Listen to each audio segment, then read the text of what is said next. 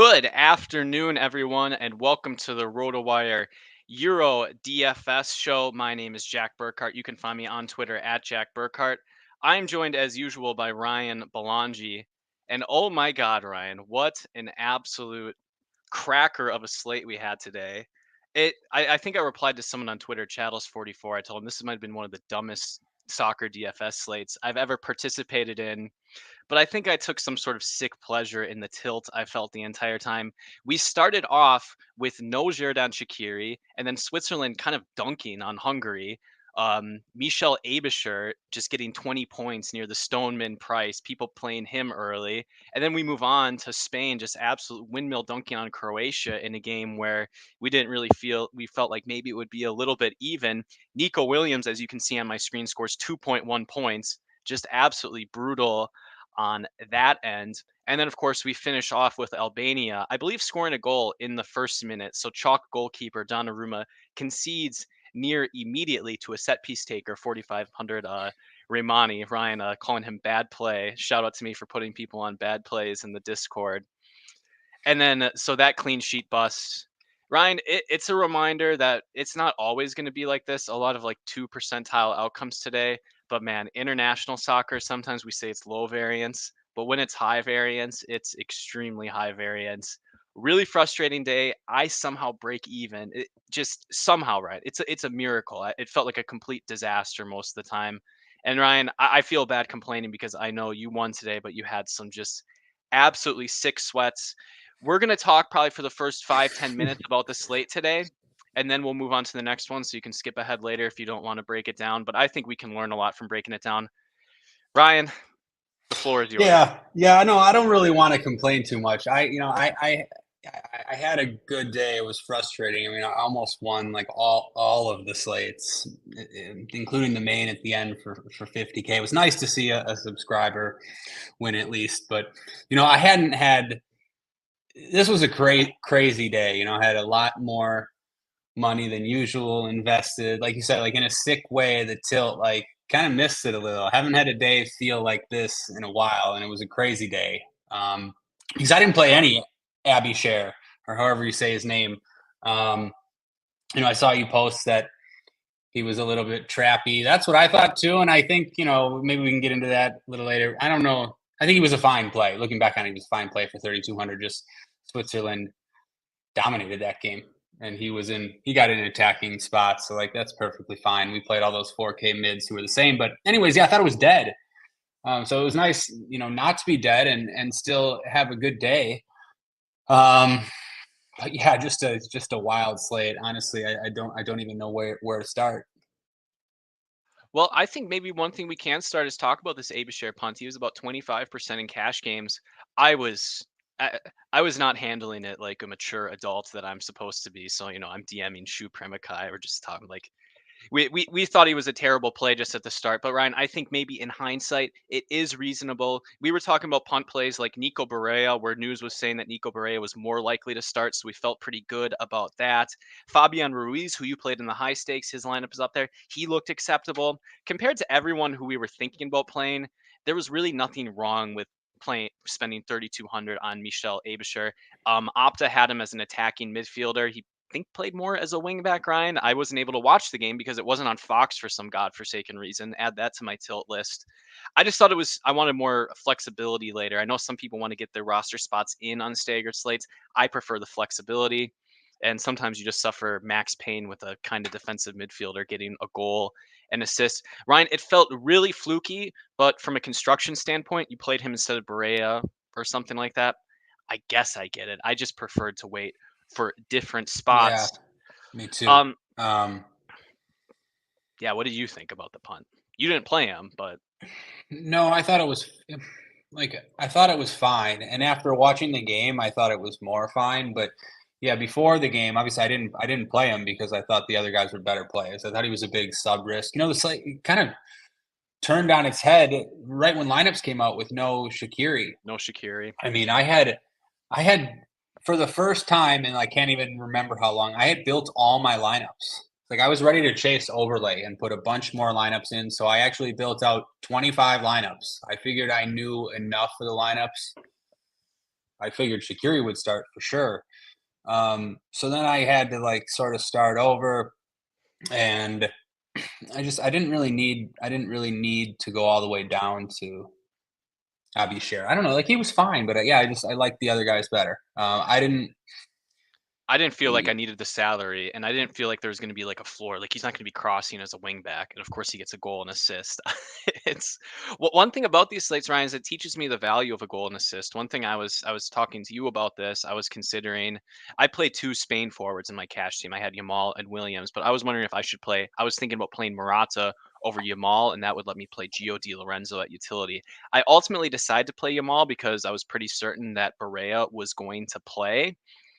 But I mean, Nico Williams, he's a good player. He got him in good spots, but he gets subbed, and there's just not as much floor in these spots. This isn't like a Liverpool, like Premier League type of slate. And I think when Morata especially Morata looked fine with respect to the machine and floor points and stuff like this. So I think one lesson I learned, at least from the second game, Ryan, was it's okay to kind of lean into more goal dependent players when there's not like clear set piece monopoly upside from a player. I don't know. Did you well, I observe mean, anything from the Spain game?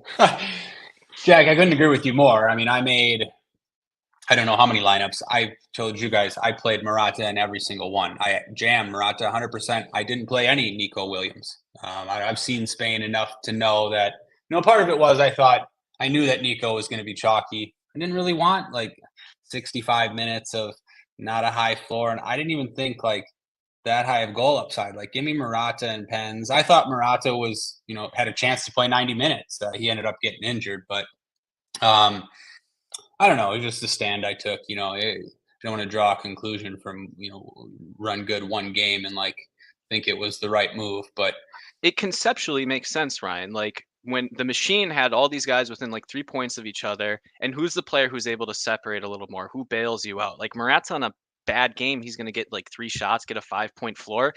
This is what we can see from set piece taking wingers in international play. They're not bombing and crosses. We're not playing, Phil Foden for Manchester City in these type of spots. I I think it was sound agree. No, process, yeah, and you deserve the result. yeah, and in these international tournaments, the floor is not there. There's not these massive floors as often. No, And I don't know. Goals do more for you. It's why I wanted to play Skamaka on that lineup that I got fourth in the main. Like, just I wanted the goals to bail you out. yeah, it's kind of shocking. When I'm doing the projections, Ryan, I'm trying to project roughly like how many points is a team going to score, like DraftKings fantasy points, and the totals are shockingly low. Like we're talking like 45 points. Like I think Hungary projected them for like 40 points. Silbasai still looked good because he scores such a high percentage of their points, but 40 points is not a lot of floor points. Like we're just not going to see guys regularly get up to that sort of 10 point level. I don't know. No, we're really not. Really No. interesting. Yeah. I think it's another day because we had the showdown yesterday where Cruz really didn't get there until the red card in terms of set pieces. It's pretty easy to overvalue set piece roles, and they really have to be held in balance, having some good judgment about balancing like a set piece role and the nice floor that provides with guys who can bail you out and reliably score goals, who are important players in your team. I don't know. Again, my biggest takeaway, I think, is just that sort of center forward upside. They kind of dominate international play a little bit more than in formats that we're used to. Yeah, and then one of the keys to having success in these international tournaments is adjusting faster than everybody else. So you got to start to do that stuff. Yeah, we can start to apply those lessons to the next slate. But Ryan, do you have any other takes about the slate that you wanted to get off your chest? Any weird things Man, that you saw that you didn't understand? Maybe you can pick one. it's tough. It's honestly, it's tough because there's so much. I mean, like, look, what happened at defender was weird. Bastoni scoring and Carvajal scoring. It made like DeMarco wasn't even on the winner. I don't think. What happened at mid was weird. Like, I don't know. Somehow, Abishir crushed. He was kind of chalky. I didn't have him. Barami, he was in that range. He even did well. Ruiz smashed, like all those. I don't know, Jack. I don't know what I'm trying to say. It was a wild slate. We could just break it down forever, but like, I don't know. My mind's in a million places. Yeah, I mean, I bet that we'll continue to break it down in the RotoWire Discord. So if you're a sub, rotowire.com/chat, you can join us. I dumped my projections in last night if you want to tinker with the set. I think they're acceptable, Ryan. They don't suck. So if you want to mass enter or degen into No, some things I for think they fun, did great. Oh, something about Italy. Uh, they played with wing backs today. It looked like they might be 4-3-3. The lineup, was technically a 4-3-3, but essentially it was Chiesa as a right wing back and DeMarco as a left wing back, and Barella was like pretty much a right-sided center back. If you watch the game, that's how it was. we'll have to check out the SofaScore heat maps with that. I think that helps sometimes. I don't know. The Italy personnel was weird. There were no subs for like Italy didn't sub either. I think they're going to be a difficult team to nail correctly moving forward with the different personnel changes. But as I said, we'll talk about it in the RotoWire Discord, rotowire.com/chat. And then if you're not a member, please join us and subscribe. It's a great time to like and comment on the video because that sort of stuff helps boost our signal and helps us produce some of this fun content for you all as we break down these Euro slates, which are tilting, but quite fun. Anyway, Ryan, let's move on to tomorrow's Sunday three-gamer. Looking at the odds, we have England favored against Serbia, 65% win odds. That's like Italy against Albania odds. And Ryan, I'm just going to say it right away. I simply, damn the numbers. I simply just do not agree with this. And this isn't even just based on like, I think this is severely underrating Serbia. It's not just overrating England necessarily. I think Serbia are actually kind of a competent outfit. But England are as big of favorites as Italy were in this matchup. And then you have the Netherlands, Holland. They are favored against I believe they're without, why can't I remember his name? Lewandowski. So Poland, they're going to struggle a little bit in attack. Netherlands, 60% win odds. And then Denmark is against Slovenia, 55% implied win probability. England somehow has the highest implied goal total at 1.85, but all these are close enough that we're probably going to be focusing on these favorites Denmark, Netherlands, and England.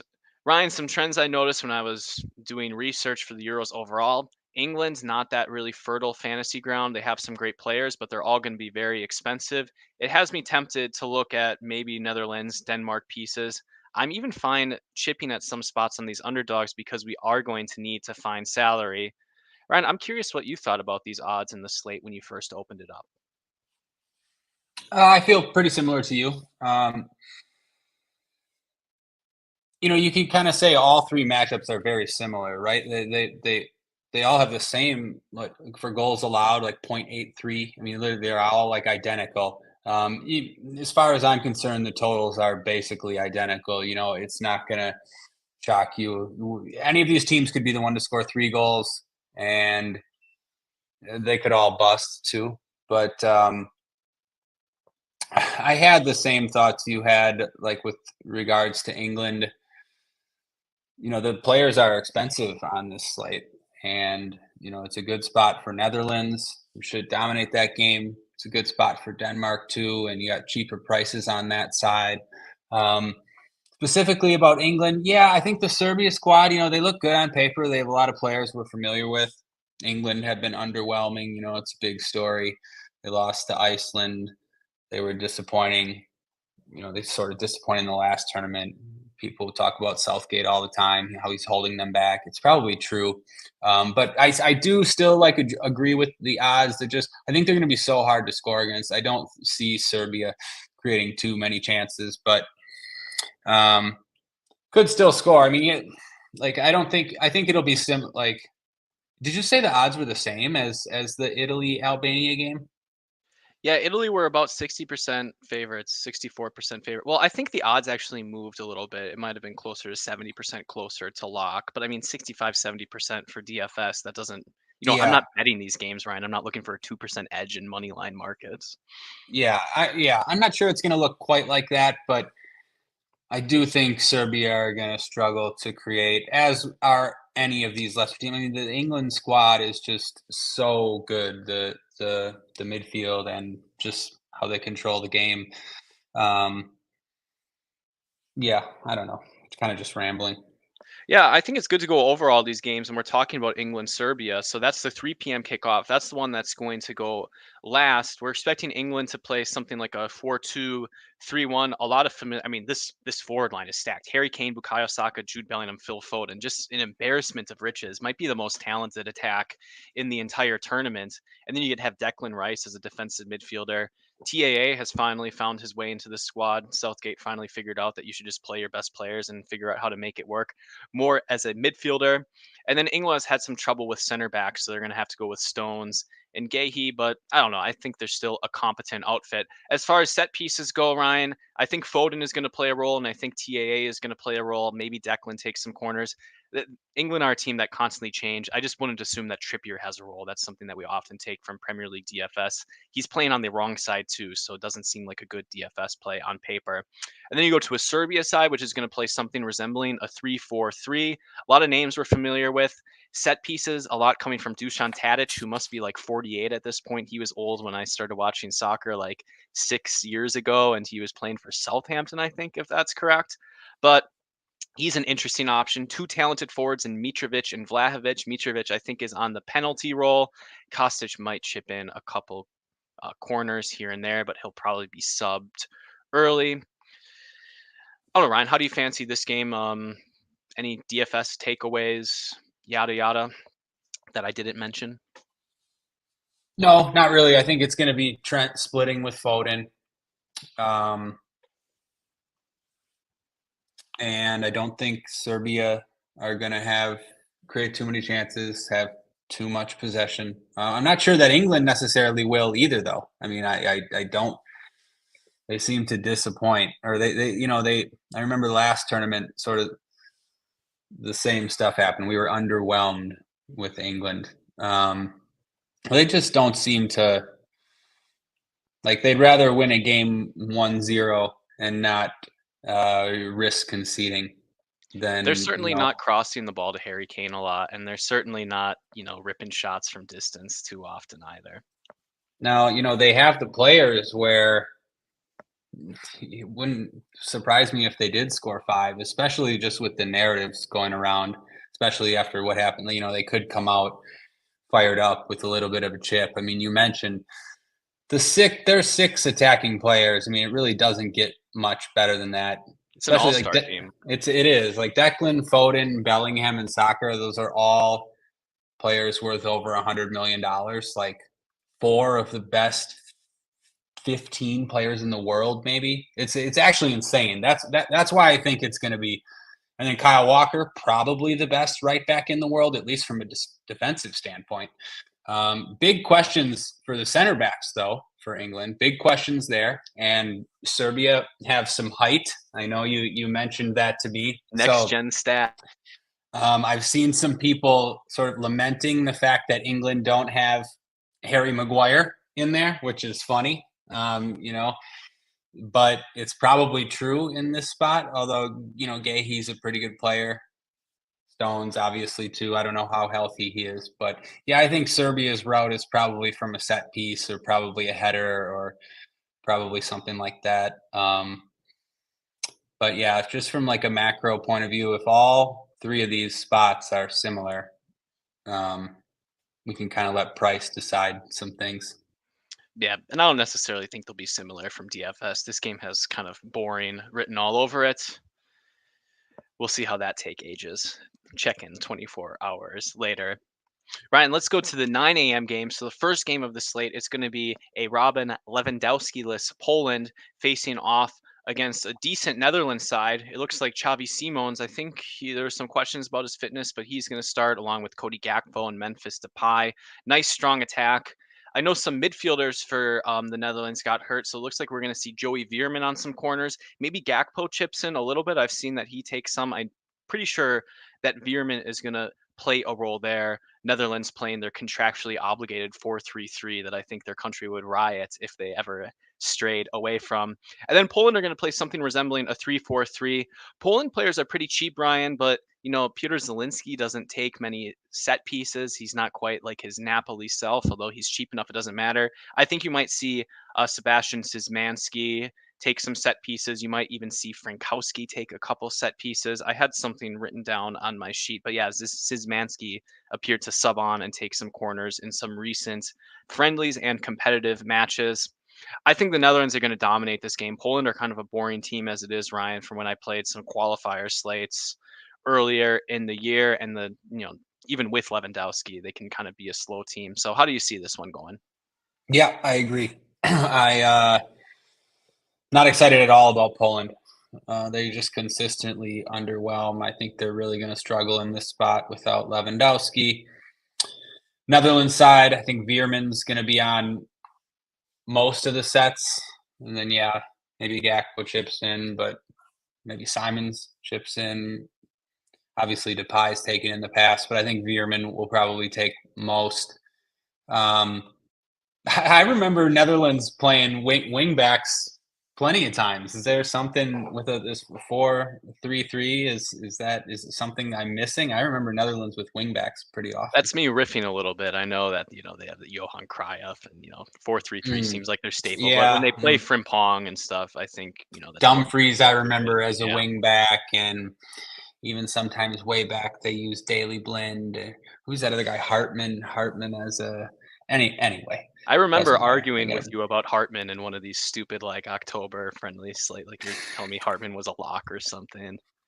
He probably Yeah, scored. but yeah, he did score. I think they dunked on Alfar that day.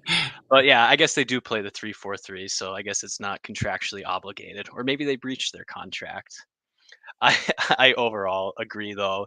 Should be a strong spot for Netherlands players. Ozzy's in the chat saying the Netherlands defense, they're really good. You have De Ligt, who's somehow out of favor at Bayern, but I think he's a super talented player. Everyone knows Virgil van Dijk is excellent. And then Dumfries is a nice right back. I mean, he always gets it done. He's been playing for a while, and Ake is also a good left back. I don't know. I feel like Netherlands are going to dominate. Yeah, Poland are going to struggle. Yeah, I don't plan on playing many Poland players, even if like Christopher Piatek is cheap or something. I just have a tough time getting there.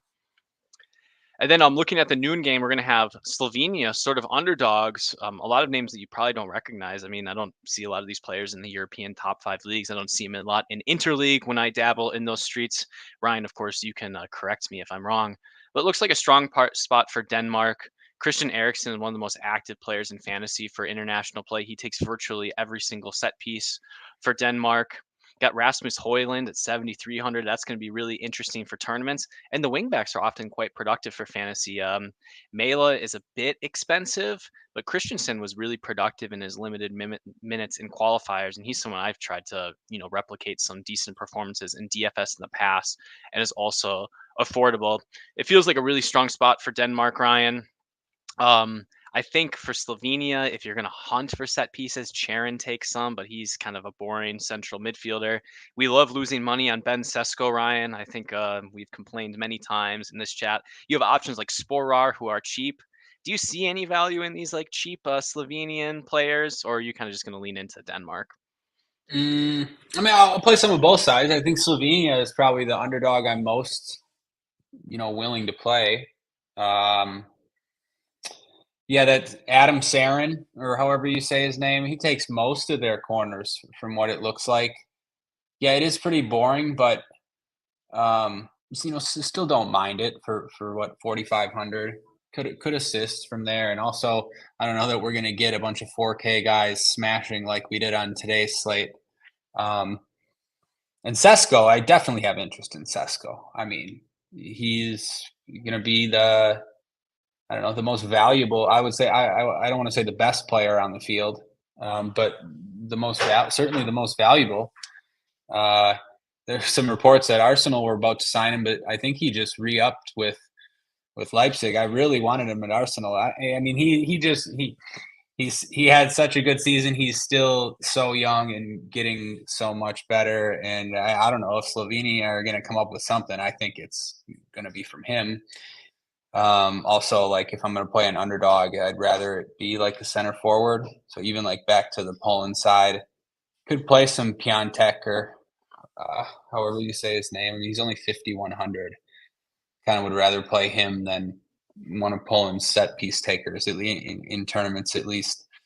But I don't know much about the Slovenia side other than that Sarin takes their sets and Sesko is just like an outlier. He's like an elite player and they don't really have much else besides him. As a Tottenham Hotspur fan, I am thankful that Arsenal are not getting like a big center forward who's pretty skilled like Ben Oh, we're Sesko. gonna That would get be the somebody. cherry on top. But yeah, that would Um, have been the cherry on top. He would have been like perfect. yeah. Well, let's start to dig in, Ryan. So if you're looking at the forward position, the pricing on these teams does not really reflect that every team has the same odds, right? Harry Kane is the slate's most likely goal scorer, but that's like at minus 110. And you are certainly paying all the way up. By the way, we're having, I think, a tech issue, Adam said. So we have the FanDuel cheat sheet. There's really no stats. So the FanDuel cheat sheet should have most of the info that you need. You can also ask us a question in Discord. But yeah, you're looking at $10,700 for Harry Kane, Ryan, costs just for, just slightly better than even money goal scoring odds. And those odds are probably juiced a little bit. I think I'd rather play some cheaper options. Like, I mean, you're a little down on Serbia, but Dusan Tadic is someone who takes a set piece monopoly who's at around $7,400 in GPPs. And honestly, even in cash games, you can consider it like someone like Rasmus Højlund, $7,300, a very important center forward who might get a floor based on shots. Forward kind of feels like a weak position to me, Ryan. Maybe you want to, it's tough to find the salary for someone like Gakpo, especially if he's not taking set pieces. I really do think that forward is the hardest thing about this slate. We've only just had a little bit of time to look at it, but what are your first impressions about the forward position? Let's start from like an optimal cash game point of view. Yeah, from an optimal cash game point of view, I think a Denmark forward is where I would start. I would play a Denmark forward. They're both 7,300 over Dusan Tadic. People might not agree with me. We'll see what happens. I mean, hopefully people play Tadic over those guys, but to me the floors are similar and the goal upside is not similar. So yeah, I'll play one of those Denmark guys. But I could see Depay being the most popular. And I think that's fine actually, even without sets, because I expect him to be more expensive. Like he's the cheapest Netherlands striker, and he's Depay, and he takes pens. So he's probably the cash. Like you don't hit, like he's not a lock, obviously, because he doesn't take sets really anymore. But I'd still expect him to take direct free kicks and probably pens. So I would, yeah, I think I could see people going to Depay, and I'd be fine going to Depay. Yeah, 8,200, not a bad price at all. Ryan, I'm kind of glad that you were a bit bullish on a Denmark forward just because there's really not that many options to play. I want to play a favored player, and I just Yeah, don't I think mean, they're going to sink the ship. no, you're not going to sink the ship. I played Murata today. Like this is kind of the same thing. This is even like I don't know. There were better options today than there are tomorrow, so it's even easier to play a Denmark guy. I mean, I think I'm going to just be very direct here. I really don't think that Harry Kane, in the context of the slate, is going to be worth his $10,700 price tag. I mean, he's one of the best players in the world. He could bag a brace and make me look like an idiot, but you're paying $3,000 more for just a slight extra advantage for an England team that doesn't really rate really well in terms of other teams in Euro qualifiers in terms of total shots. And like I said, the England team doesn't have very many crosses, so they're not looking to cross into him. You're not going to get a lot of like cheap-headed attempts at goal or anything. And the Serbian team is very tall, so it's not even going to be a good idea to cross into them necessarily. I just think it's going to be really hard to get up to Harry Kane on this slate. Is Kane going to be low owned on this slate He might be. in tournaments? I mean, It's I'm I, like I never want to say that, but he might be like lower than you expect. Kane will get the pens. So, I mean, Kane just always gets the pens. Here's the thing. I remember, I think it was like not this year, but last year, Michael Antonio on some 3-game Premier League slate was $12,000. It was the dumbest thing I ever saw, and he was chalk. So I refuse to say that Harry Kane is going to That be was too low owned. funny. I remember that. That's when Antonio started the season with like he scored in like the 3 first goals in 5 3 games. games. Yeah, and he had like braces in a couple. Yeah, something crazy. Yeah, overall though, I mean, forward is not very impressive. I mean, you have pretty in tournaments, like if you want to take a shot on a Mitrovic who might take a pen, $6,400, that's not so bad. Sporer, 4,700 if you just want to spend all the way down. I think I tried to play him for set pieces during qualifier DFS. Swiderski, 5,600. That's not the worst play if he starts. And I know that he sometimes takes a few corner kicks for Poland. Spending down a little bit doesn't feel like the worst mistake, Ryan. But in cash games, there are enough midfielders to play at reasonable prices that I would kind of like to be bailed out at a forward position. I'm certainly not going to be sunk by like a 15-point floor. Yeah, yeah, I agree. I mean, you could spend down, but I don't know that you need to necessarily. Scott Olsen, if he were to start, just plug him in. I've seen a lineup that projected him to start. Yeah, sounds good. Well, yeah, it's kind of a gross position for, I guess, GPPs, just target the forwards on the favorites. Seems like a completely reasonable strategy. But let's dig into the midfield position now. And Ryan, I do think midfield is the strongest position on the slate. Christian Eriksen, I think $7,800. Please correct me if I'm wrong. That seems way too cheap. I'm expecting his role to be that of a set piece monopolist. The field doesn't miss many spots like this, Ryan. I think he's the first name, at least in my lineup.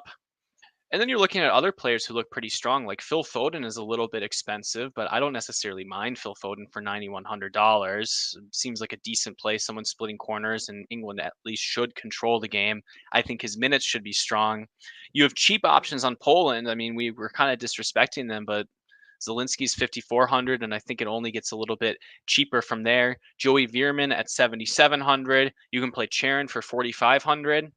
It seems like a three midfielder slate to me, Ryan. What's your take on the position? Yeah, I think you named pretty much the guys I was going to talk about. Erickson is just a no-brainer, first guy in for sure.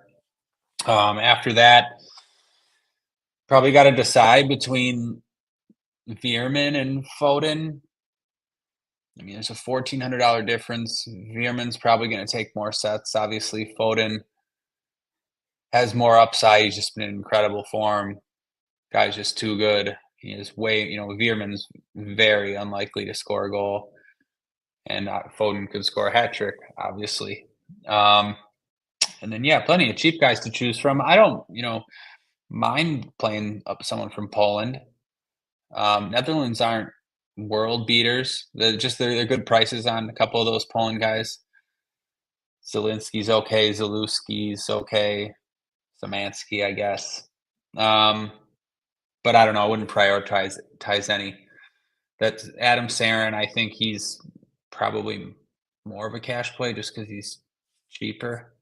And I don't know. Kind of slightly prefer Slovenia over Poland. Yeah, I don't know, Jack. I wouldn't even. I could go even lower than that if I needed to. Anyone you have in mind? I mean, someone on Denmark is 3,200. There's going to be cheap guys there. It's either going to be Delaney or Holmand or however you say his name.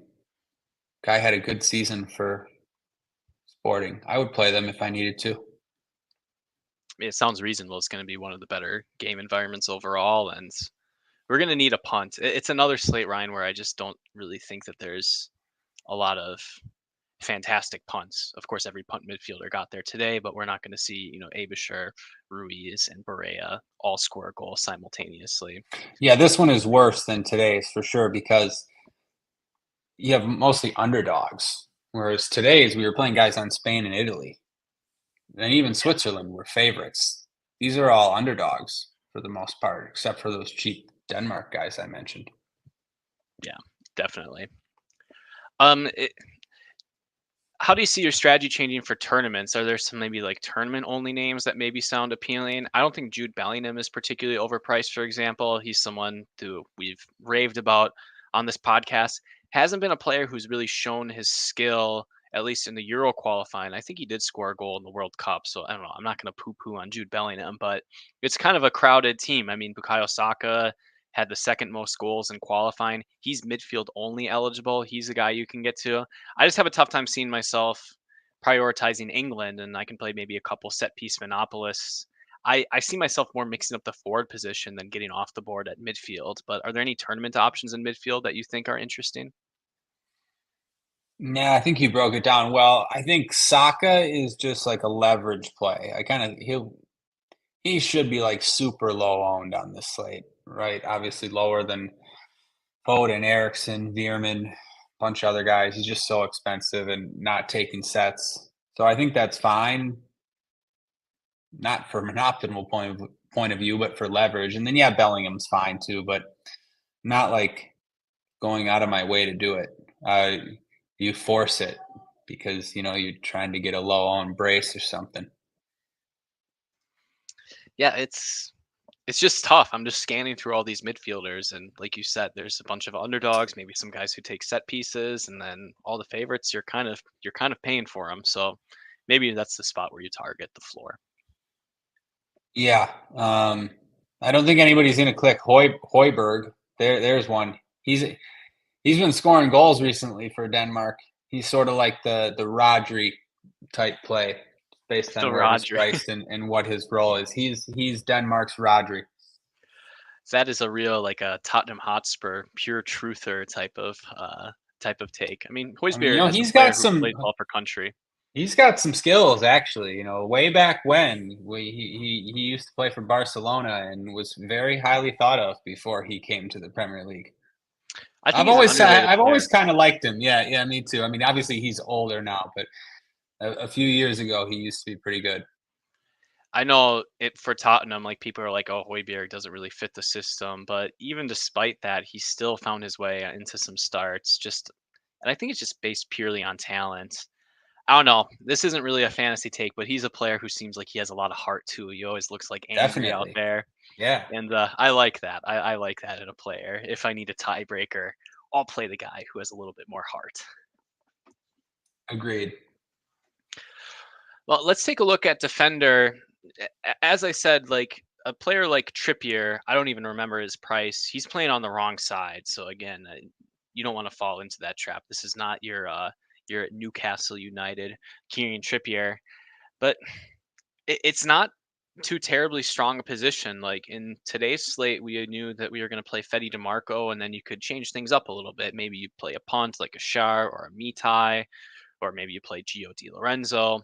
It seems wide open, Ryan. A couple names that stood out to me. Victor Christensen seems rather affordable. In limited action, he was really productive. I think you like the player too. I remember when he had one good game for Leicester last year, you were pounding the table for Victor Christensen, and he certainly disappointed you quite a lot He after that. certainly did. Yeah.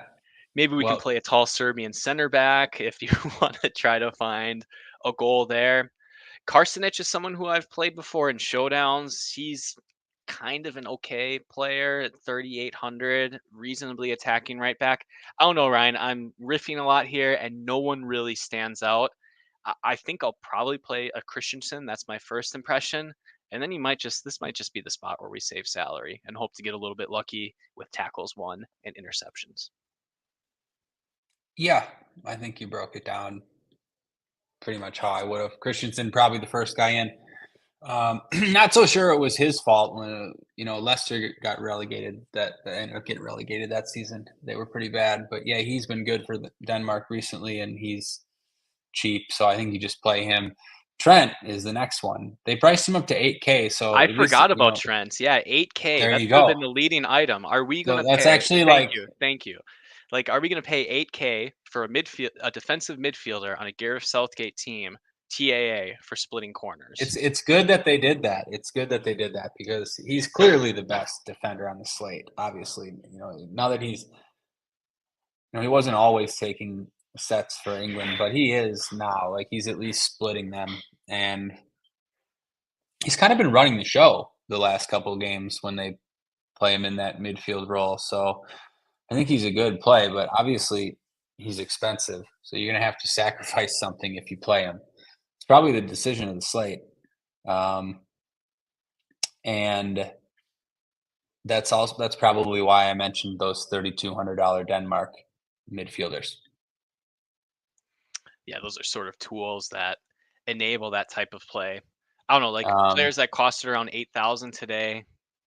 We were talking about Shaqiri. We're like, oh, do I want to play Jared on Shaqiri? I know TAA, it's a completely different animal, right? And Soboslai, he's a set piece monopolist. He kind of got an assist and then didn't do anything for the last 25 minutes.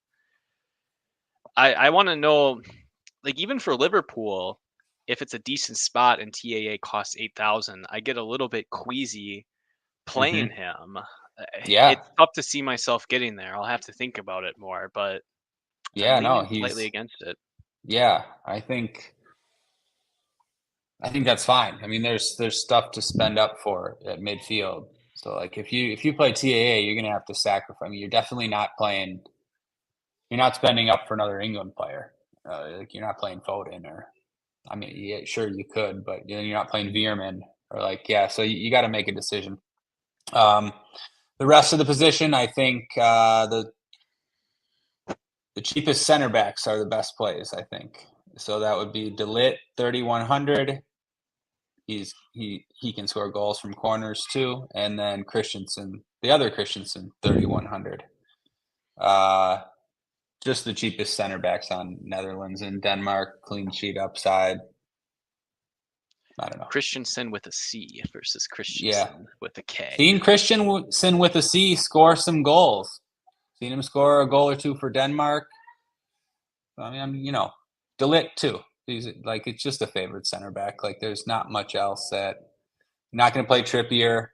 I think Mala is a really good tournament play. 5,800 is tough to get to, but I remember him in the previous for Euro tournaments, cycle. though, had some good games. Yeah, I mean he's got goals in him the way that Netherlands play with the wing backs. So he's probably one of the better GPP plays. And then that's kind of it, because Dumfries isn't defender eligible. Ake's had some pretty good games at left back, but he's overpriced there. But like he's still, one of the more likely that could end up with double digits on this slate. I'd rather play Kyle Walker than Trippier just because of the $700 price difference. Defender's kind of rough though. I think it's just Christensen and then figure it out. Yeah, I mean, even if I guess there's no need to play a cheap center back in utility if we have like a cheap Denmark midfielder, but seems like one of those rules where you open up the optimizer and you click if goalkeeper at least one center back, and you just hope for maybe 7-8 points or something like that. That might be good enough. Feels like a straightforward way to play. I don't think it would be the worst if you ended up on a 3K center back in the flex. No, if it's De Ligt, if it's one of those favored center backs, I don't think that's the worst. Yeah, you have some outs with clean sheets and set pieces play a more important role. I saw some prop when I was doing the prop betting article, like over under, and it was about like the break even points. 25 headed goals. That's quite a lot of headed goals, and you figure that that's going to mostly be done by center backs and forwards like of the Mitrovic category or a tall Serbia. Yeah, we just saw Bastoni score today. Yeah, your boy. Yep. Let's get into goalkeeper then, and I just don't pause. I don't care. One thing that I've kind of learned about goalkeeper in these first few slates. I mean, Ryan, you played Neuer, and he just absolutely killed you. I pipped you by a half point in our showdown head-to-head. You're not mad about it at all. I played Donnarumma today, too. Donnarumma was my highest owned keeper.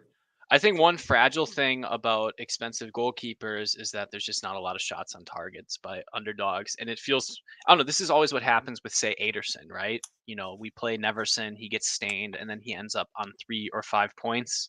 That effect is amplified with favorites in international play, I think, just given the nature of you just have to advance out of your group. Maybe third place is enough to advance. You're not going to get bailed out if Pickford concedes. My second highest owned keeper today, Unai Simon, would beg to differ. But, in general, I agree. I agree with what you're saying. At the same time, the cheap keepers don't necessarily have as much upside as they do in like Champions League or Premier League. Although we saw that today, I think we'll see that throughout the tournament. Although for this slate specifically, I'm okay with. I'll try to play one of the favorites, but I'm fine playing a cheap keeper on this slate. Like you said, if we don't have that many, if Pickford and the other and Verbruggen or whoever don't have that much save upside, it might not kill you to play the cheap keeper. And I could see actually all these cheap keepers have save upside. So yeah, I don't know. It's goalkeeper, man. I mean, yeah, it just the bailout really? save performance aren't necessarily there. The one thing I'll say about Unai Simon, Croatia has certain dog levels that many international teams don't necessarily have, and he was also True. peppered by a couple stupid, really weak shots by Kovacic. This is not the first time that has caused me woes in fantasy. Yeah, I don't know. Just make sure it makes correlated sense. I mean, I don't know. I don't really have anything insightful to say outside of that. Me either. It's going to decide the slate, though. I think Ozzy said it at the starts. Yeah, we have no idea how to pick the right goalkeeper. We'll try the favorites, but if one of them scores 20, you're going to need them. And even if you got everything Pretty right, annoying, play them. right? It's pretty annoying, right? Very Don't annoying. want to get into it, but like that so much luck is involved to whether you do good or not. I mean, it's really like you can get into it, but I have to play basically I have to play more GPP lineups just because of keeper. Like that's the reason a lot to play more lineups. Sometimes you can just be dead. You can do everything right, but be dead if you get keeper wrong, or if you don't have the keeper that scores 25 or whatever Simone it's very, very frustrating. Yeah. At the same time, I don't know. I think the nerd answer to this is that it's okay that there's a slight luck component It into the is. game Yeah, it is. You just got to just for the hope health of like it. it goes your way. Yeah, sometimes it goes your way, sometimes it doesn't, but there's not much justice to it sometimes. There's absolutely no justice to the goalkeeper performance, especially when you play head-to-heads against touts who jam in double goalkeeper showdown lineups. I mean, like I would just complain a little more. There was it happened a few times specifically this season. I remember in Champions League, underdog Kobel when he dropped like 28 or 30 a couple times on these big slates, and like you can nail the whole slate and literally like get it perfectly. But if you just don't play underdog Kobel who gets 28, like you're dead. And I mean, Especially on a three especially on gamer. these right, It's exactly gonna on have these small 15% at slates, like least. Yeah. it's so. But yeah, it's there's luck involved, so it's fine. But it's fun to complain about sometimes. Yeah. I love complaining. That's half the reason why I do Yeah, this. right. I think it's a good strategic point. It's something to keep in mind, right? Like at least when Abisher scores 20 points, it doesn't really matter as much when Nico Barea and Fabian Ruiz also do really well. It just sort of mitigates that. I mean, there's only 6 goalkeepers that are going to play, and if there's more, well, one of them's already been eliminated. So yeah, I don't know. Good luck and play whoever you want. Ryan, you got any last thoughts? We've been going for a long while here. It's going to be a long tournament, so we don't want to burn people out too much. Yeah, no, I don't think so. Today was fun. Some close calls. It was frustrating. It was tilting. Still a little bit tilted, but it's nice to have international soccer back in our lives. I don't know, Jack. I wasn't like this excited to sweat games and like the ups and downs. I haven't felt this way since the World Cup, really. No, it's been a long time. I think the staggered slates are awesome. Staggered slates are the best. I mean, it's kind of bad for the lobby because I know people don't like to do it, but it just adds so much. You sweat the whole day. There's late swap strategy. There's guessing lineup stuff. I mean, it not only does it add edge, it adds edge. It adds strategy. enjoyment. I mean, it adds strategy. Like it's just these international tournaments are unreal. So hopefully the contests was nice that we get 20K for first in the GPP tomorrow. Bad structure, but we're still okay. Let's hope we can stay at a level. As long as it's 20K to around first, here. that's good for the rest of the lobby. Well, I'm begging I you would all, take that in a heartbeat. please fill these contests. Live a little, have a little fun. Ryan, I do want to echo that. Like I told you yesterday, like it was like our preview show for the first slate. Like I was nervous. Like it was how I felt like on my first show with like Adam when we did Champions League with some like ridiculous Benfica favored slates. I was like, oh man, like I was feeling it. Then you got the staggered slate, like you're sweating the entire time, you're DMing people the entire time, like Abisher, it's over. And then you get the Fabian Ruiz goal, and like, oh my God, Ryan's gonna ship the 555, and then it doesn't matter anymore slightly later. It's an absolute rush. Although very socially, these 9 to 5 slates, Ryan, are very socially uncomfortable. I was doing a picnic today and I had to politely leave at 2 p.m. to make sure that I ran the machine and got my Italy Showdown lineups in. I should have just not played. I will continue to play Showdown until morale improves. But on a personal level, incredibly fun. Yep. I second all that. And let's keep on having that fun. Join us in the RotoWire Discord, rotowire.com/chat. Please join us as a subscriber, rotowire.com/soccer trial. Share this video on Twitter. Just come gab away with us. The Discord is absolutely lit these days. It's a lot of fun. Join us and have some fun. Someone in Discord won 50K today. And talk about the emotion, Ryan. 50K, and then Roadman says, oh man, too bad, you're down to 10K. And then Mo says, nope, he's all the way back up to 50K.